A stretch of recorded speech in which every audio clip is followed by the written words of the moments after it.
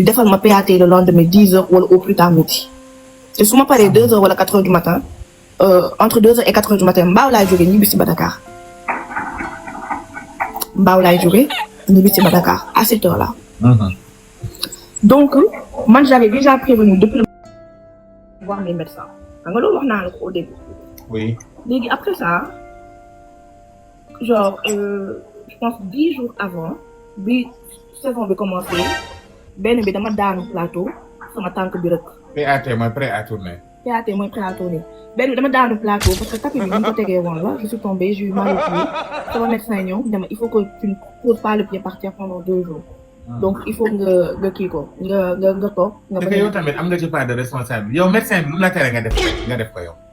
yow boo xëyee médecin bi ne la bul bouger nga dem. mais boo xëyee médecin bi ne la bul tourner nga dem.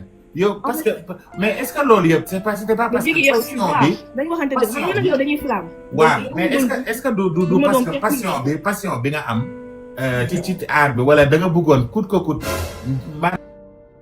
maanaam marqué sa empreinte wala lan moo taxoon nga doon maanaam défier les lois yi la permettre woon pour que nga dem tournage wala ngay dem yoo xam ne comme circonstance yi fekk la ci. En fait c'était le comment dire c'était le sens de l'engagement bi nga xamante ne moom laa amoon. C'était pas question de passion wala dara mais je me suis engagée pour ça il faut que je me donne à 1000%. ci lii moo gën benn yoon comprendre nga professionnalisme moo taxoon ma ko doon def et au final ça avait mis un peu en péril ma santé. li ma doon wax sànq man ak yow dañuy flamme donc à chaque fois que bu ma doon perfumer da nga ko doon gis léegi je tombais très souvent malade. man kay semaine bi ñaari yoon nga ci feebar.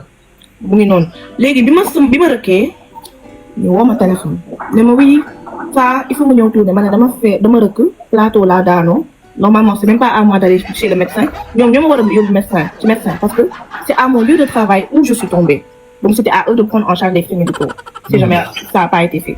bi ma demee et tout. Médecin bi dama il faut nga reposer moo wax leen ko ñu ne ma d'accord sa tournage yi dañ la war a tourner genre 10 épisodes et tout balaa ngay kii balaa ngay voyager loolu moo tax donc la famille un peu dans le mal ñu ngi tardé par rapport ak épisodes yi j'ai dit ok dinaa def le tour ñëw ma def le tour delluwaat après quelques jours bi ma demee à un moment donné j'étais malade j'étais pas bien je me sentais vraiment pas bien j'étais super malade bi ma feebaree ma woo leen wax leen ko ne leen je suis pas bien je peux pas venir tourner dama feebar sama tension bi nekk 10/6 xam nga nekkuma woon léegi bi ma leen waxee loolu ñu ne ma certificat médical ma yónnee certificat médical bi directrice des opérations woo ma téléphone ne ma oui il faut qu'on parle parce que là tu tombes assez souvent malade ça va pas le faire et tout pour la saison ak yooyu ma ne ko ok je comprends mu ne ma léegi c'est quoi la solution ñu wàññil la say séquence wala ñu ménager la wala lan nga bëgg ma ne ko su ma sañoon ngeen ménager la parce que je dois voyager là et tout et vraiment il faut que j'aille bien il faut que je sois bien en fait pour partir. Mais pourquoi à chaque fois tes voyages ne tombent pas ci benn point bu déggoo ak ñoom seen planning c'est parce que ñoom du ñu teel a décider seen planning ou bien c'est parce que toi aussi dañ lay jox seen planning mais du la arranger qu'est-ce qu'il y a? Mais j'ai donné un planning depuis le mois de décembre. Ok. On a commencé les tournages je crois fin février début décembre le 24 février ñoom lañ commencé tournage yi j'étais pas au Sénégal et du coup bi ma ñibbisilee le 8 mars le 10 mars laa commencé samay tournage man donc moi j'avais donné mon planning 3 mois avant man li ma mënoon def naa ko. Ok. Parce que man je leur ai dit nee naa leen saison 1 j'avais pas ma boutique ak yooyu noonu et tout ça la saison 2 ça va pas être la même chose parce que dama yor sama boutique dama yor beneen liggéeyu jàmbur dama nekk en freelance par rapport à une entreprise aussi. Donc liggéey yooyu noonu yëpp ma yor ba pare ak tournage yi il faut que ñu def aménagement de planning. ma d'accord amul problème tel ñoo jox sama planning sama agent moom moo doon envoyé planning yi. léegi 10 jours avant mes voyages pour aller voir mes médecins yi ak yooyu ñu woo ma téléphone ñu ne ma oui léegi lan la ñuy def tu es malade tournage yi on est en retard sur les tournages c'est quand dañ cee xaw a tardé et tout diffusion bi léegi ñu commencé ko donc ça va être compliqué wax ma ne d'accord mais man je suis une personne teguma sama bopp feebar bi je suis malade mënuma ci dara léegi mën nañ def aménagement de planning man li ma gënal mooy que ngeen ménager ma par rapport ak tournage yi ma ne ko parce que jour tel wàcc naa 2 heures 3 heures du matin. ñu comprendre ménager mooy ñu mën a déggoo ñoom ñaar. voilà moom planning am moom emploi du temps moom nekk combiné ak bossu Marodi voilà. xam nga donc je dis loolu moo ma gënal su ma amoon loolu franchement j'aurais rien à dire xale bu jógee bi ne ma d'accord ma ne ko dans 10 jours je dois aller faire des analyses, je dois aller faire ça et ça. Il faut que madame def yooyu noonu yëpp parce que dama war a voyager le 7. yaa ngi dégg ma ne dama war a voyager le 7 mu ne ma d'accord amul problème ma ne ko ok léegi pendant cette semaine là ñu woo ma war a tourner yeneen ñaari séquence ak waa fële pour xaalisoo saison fin saison bi. Quand j'ai demandé à aller les tourner, on m'a dit que c'était pas possible parce que genre j'étais en retard à faire yooyu noonu et tout.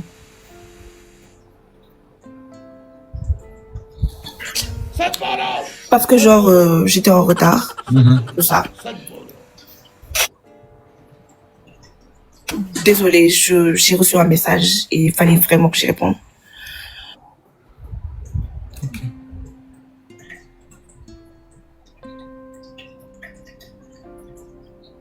yow mii woote yéen ni naan ko bul wax yàlla baax na man de jaaxle naa tapoter leen live bi ngeen partager ko commenter leen na kër yi vert na jolli. Donc j'en ai parlé vite fait, j'ai dit que oui je dois aller faire ça, je dois aller faire yàlla fay sama xol. J'écris à mon agent loolu mooy. Ok.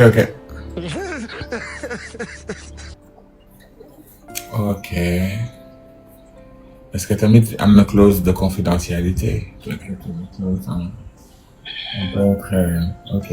De toutes les façons, j'ai les preuves de tout ce que je dis et tout. Donc franchement, j'ai les preuves de vraiment tout ce que je dis. Léegi, j'ai dit que oui, il faut que voilà, j'aille faire mes analyses, il faut que à telle date, c'était un samedi. Léegi bi ma nee ni que dama waroon def analyse à telle date c'était un samedi, elle m'a dit d'accord ma ne ko s'il te plaît est-ce que tu peux prévenir mu ne ma d'accord. Après loolu.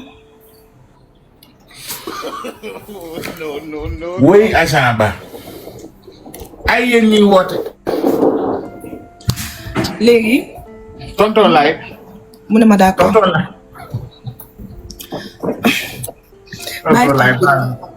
Après mu ne ma d'accord et tout ça.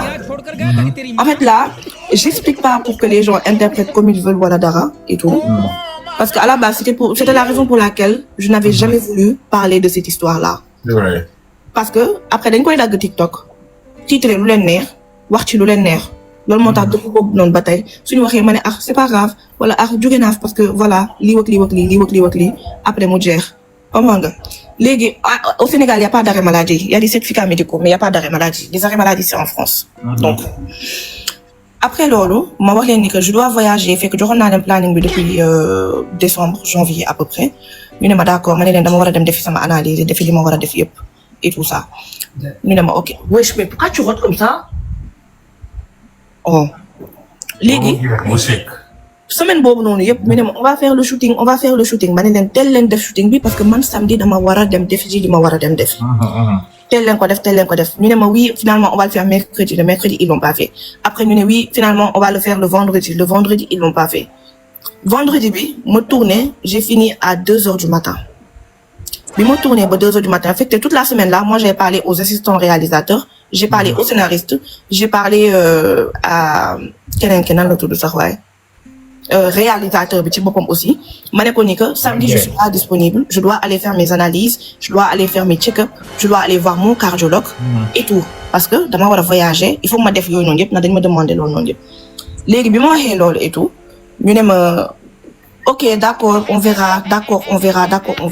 Moi j'ai dit il y a pas de on verra en fait, je dois aller faire tout ça, j'ai prévenu depuis xaw ma kañ. bi ma waxee loolu ñu toog ba le vendredi ma wàcc ay 2h du matin et tout le temps may egg sama kër 2h30 le temps may ranger sama bagage foofu noonu et tout bay jël li may war a jël yëpp bay egg sama kër il était déjà 3h et quelques du matin bi may gaas sama buntu kër presque 4h jot na.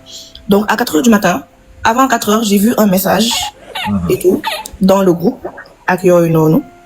Quand j'ai vu le message dans le groupe ça disait que li ñu war a def shooting on est convoqué le lendemain à 8h.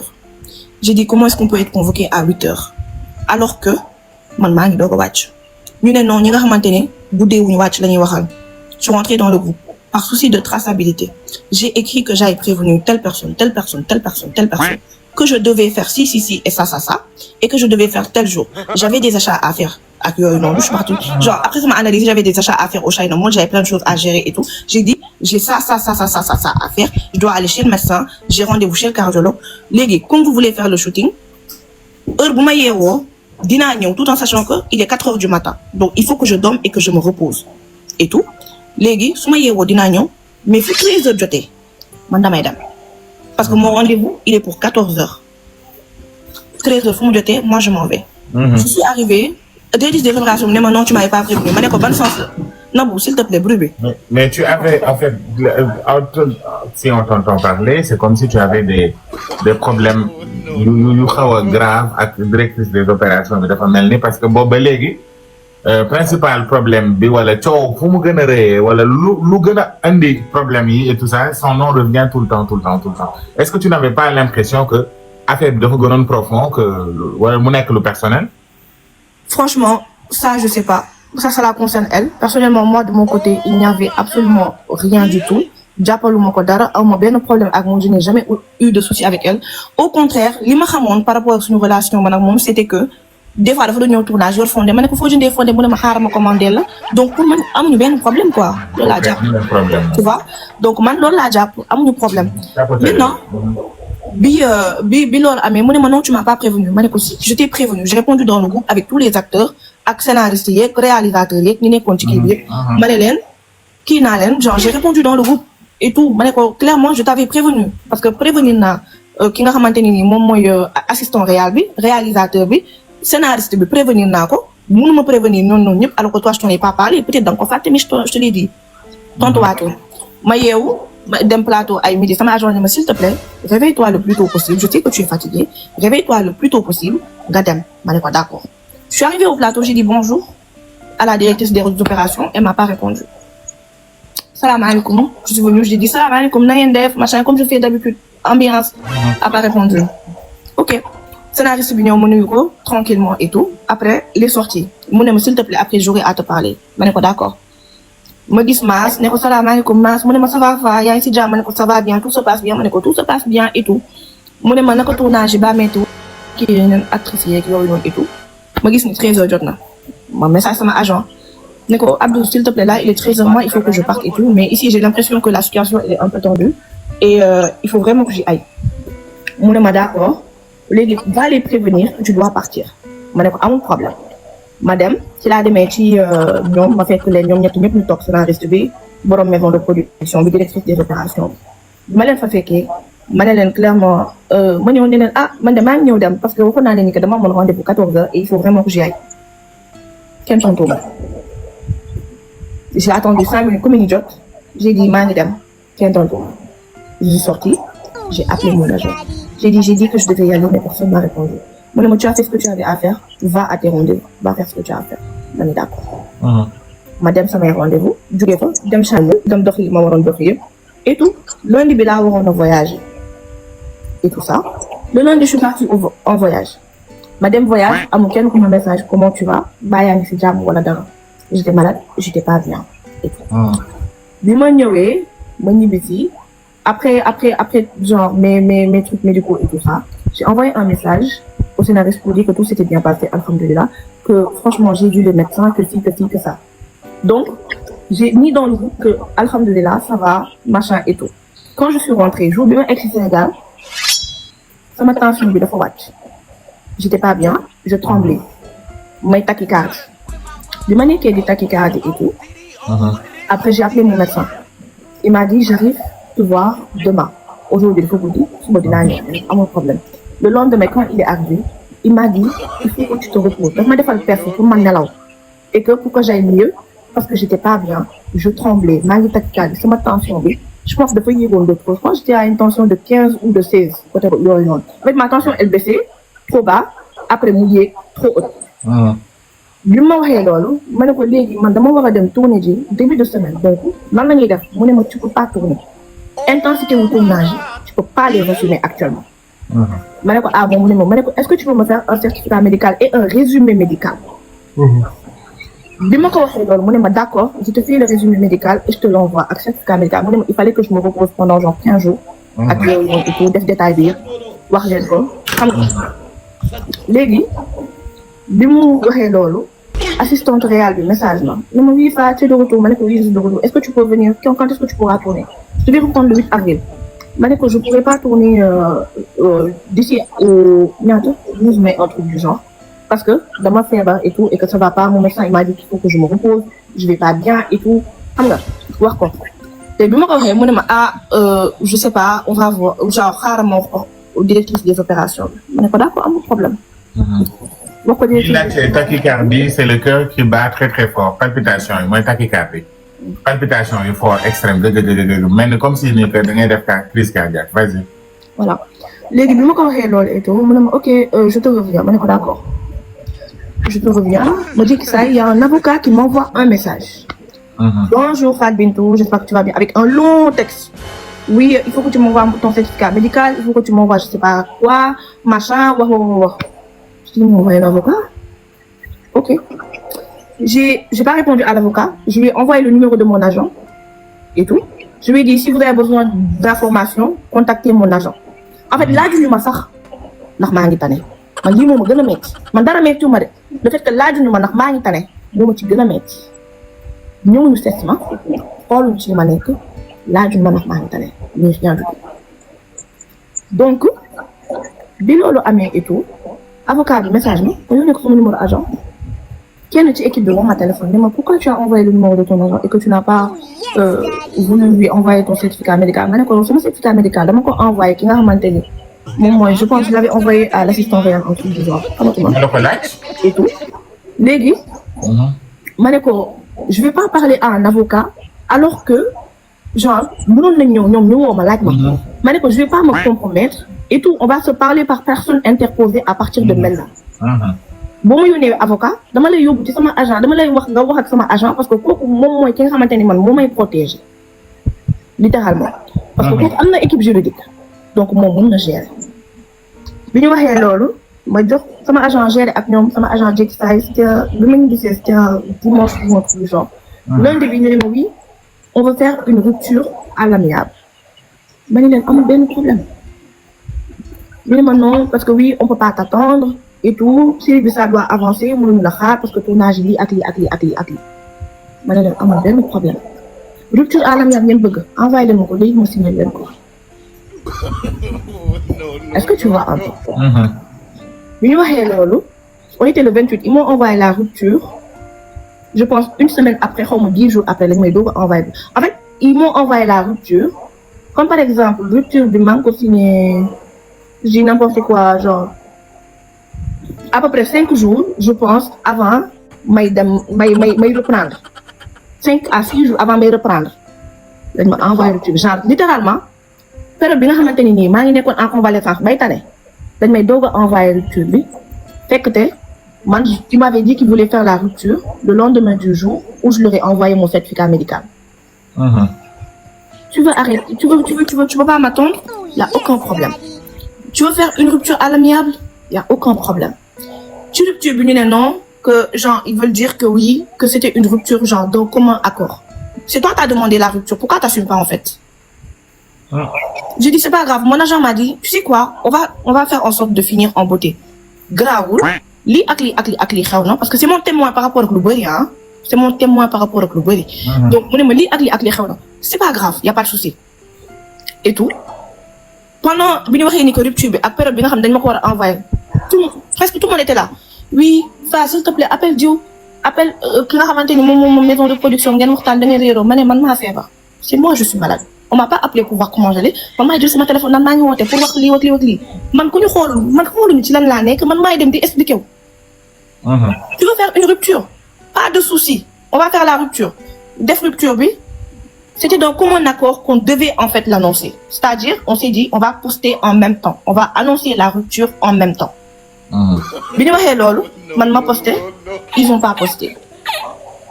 Pourquoi? Avant ngay posté déggante nga ak dañ doon bañ baisse d'audience par rapport ak épisode bi nga xam ne moo waroon a am. OK. J'ai dit OK. Moi, j'ai rien dit. J'ai appelé mon agent. Tu as posté où? J'ai posté sur Snap, sur Instagram, sur mes plateformes et tout ça. Ma woo sama agent ne ko gis nga yii ni muy démarré et tout ça se fait pas ak yooyu noonu. Léegi ils m'ont quand même payé la période où j'étais malade fay nañ ma mais ils devaient me payer. Tu sais pourquoi? parce que avant may def sama voyage bi. dañ ma dajaleel presque 10 épisodes yu ma waroon a tourner. ñu tourner la. ci loo xamante ne si je devais tourner par exemple une fois wala 2 fois par semaine j'ai dû tourner du lundi au samedi. yéen par épisode lañ leen doon fay wala par non pas par épisode moi j'étais payée par mois. ok. et tout. mais le mois tu peux tourner combien d'épisodes par exemple benn jour mën nga ci tourner ñaata épisodes. franchement je saurais pas te dire je crois que c'est 2 épisodes par semaine fu ma juumul à peu près. ok. voilà donc ils m'ont payé mais loolu dama ko liggéey moo tax ñu fay ma ko.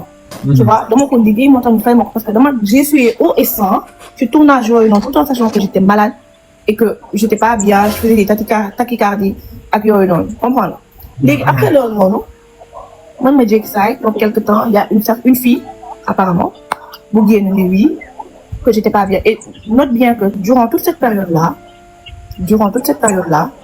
Even Prod il m'appelait comment tu vas baa yaa ngi si jàmm baa yaa ngi tane quand est-ce que tu penses que tu pourras reprendre baa lii baa là il voyait comment j'allais ak yooyu noonu ma ne leen ça va maa ngi tane maa ngi lii en fait le projet c'était même pas de recommencer benn série wala affaire yooyu noonu beneen série ou quoi que ce soit non ce genre de choses là tu vois un peu léegi rupture bi def nañ ko on a fini et tout sama benn collègue acteur boo xamante ni il venait manger chez moi boo xamante ni nii c'est que nañu jàppalante ci lu bëri boo xamante ni nii il connaît ma mère taxaw sur les plateformes d'énigrement wax ma lu ko neex tout en sachant que il n'a pas toutes les infos ba ma feebaree xoolu ci li ma nekk xoolu ndax maa ngi ci jàmm xoolu dara cette personne là a osé dem se prononcer sur une histoire boo xamante ni il n'avait ni les tenants ni les aboutissants ma déposer plainte man maa def une sommation parce que tu vas pas me dénigrer les autres amul problème mën naa bàyyi mu sedd bu fekkee ni que ces réseaux sociaux yi la je m'en fous parce que à partir du moment. mais là ça vient quand même d'une personne qui était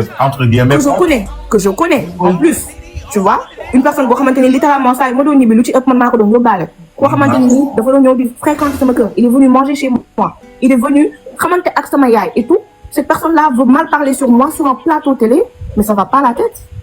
et ça t'a fait quoi. non loolu ça m'a blessé tu sais pourquoi. parce que ak lu mu mënti demee ni kooku noonu mënoon na ma woo.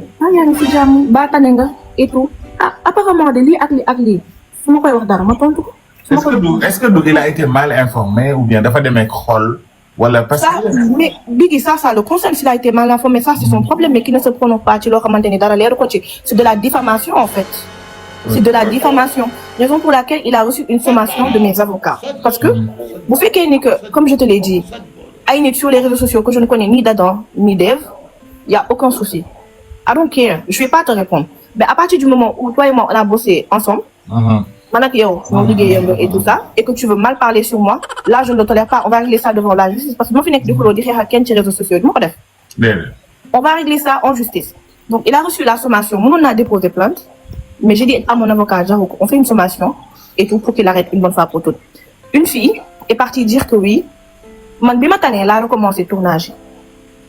Even Prod, ils ont attendu que j'aille vraiment beaucoup mieux. Ils ont coordonné avec mon agent. Mon agent a dit non, il lui faut encore 2 semaines pour qu'elle se repose bien comme il faut, pour que mon ex jam et tout, pour qu'elle reprenne le travail. Donc, Even Prod, moment où là, il doit reprendre avec nous. Mais avant de faire Even Prod, on sait tous que c'est déganté avec Khalil Cham, Moda, c'est fluide. Est-ce que moi, il était tout le temps au courant et bonne position l'étudiante, avec Nenen, que tu as été très fusionnel avec elle, hormis le fait que Nenen que si c'est depuis Agnon, mais dans la vraie vie, quoi. Non, Moda, c'est une très très belle personne, franchement. Mais sans que nous les dégaine, littéralement. Ça me craint déjà le gamin. Il est cool. Ça me craint déjà le gamin. Ouais. Tu vois un peu. Donc, Taïjini Moda, d'abord dans le te donne dégaine. Moi, dans le on a une relation très fusionnelle, que ce soit devant les caméras ou hors caméra. Ouais. Nous, on fait que nous nous tords. Alors que c'est pas ça, de nous dégo en fait. Il a aucun souci. Il voulait vraiment pas que j'arrête. Et franchement, c'est une belle personne. Faut que moi, j'ai rien à dire. Les concernant la deuxième personne, de ma game, Dem. Quand je suis partie, bosser avec Even Prod, une personne est sortie, le texte en good. Oui, dans la déclaré que dans la fièvre, alors que fièvre, pour me quitter maison de production, pour dem fële. Mais Biggie, tu vois, am naa xale du toll nii su ma dara neexatul damay bàyyi parce que maa moom sama bopp kenn forcé wu ma. damay bàyyi dem liggéeyi ji feneen. Est-ce que tu vois. Genre c'est réel que c'est cette personne-là qui a écrit. C'est cette personne-là qui l'a écrit. Raison pour laquelle